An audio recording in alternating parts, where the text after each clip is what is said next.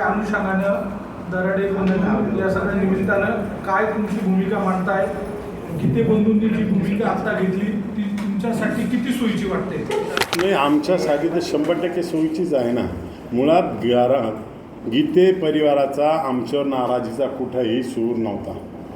मुळात त्यांनी आता त्यांच्या आधी सांगितलं का आम्हाला 17मध्ये असं झालं, 19ला असं झालं, आम्हाला थांबायला लागलं, आम्हाला जिल्हा परिषद हे करायला लागलं. ही पूर्वीची त्यांची नाराजी होती. आमच्याबद्दल कुठंही गीते परिवाराची नाराजी नाही.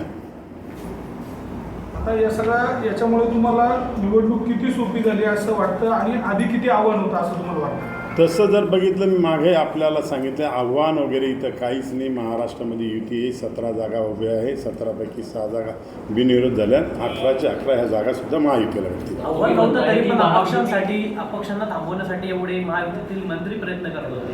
नाही, आता मी मागे सांगितलं, आता सांगतो, मंत्री प्रत्येक जिल्ह्यात मंत्री असतात, त्यांच्या जबाबदारी असतात. गिरीश भाऊ नेहमी नाशिकला येत आहे, उदय सामंत बी येत आहे, दादा भुसे शालेय शिक्षण मंत्री असल्यामुळे हे सिंहस्थाचे कामं असतात, लोकांच्या अडीअडचणी असतात, त्याच्यामुळे ते संपर्क मंत्री असल्यामुळे ते भेटतात लोकांना. तुम्ही सांगताय महाराष्ट्रामध्ये महायुती आहे त्यामुळे घाबरायचं किंवा काळजी करायचं कारण नाही, मात्र गोकुळ गीते हे अपक्ष आहे, ते भाजपचे किंवा तुमच्या महायुतीचे सक्रिय उमेदवार नाही आहे, मग त्यांच्यासाठी एवढा अट्टाहास का?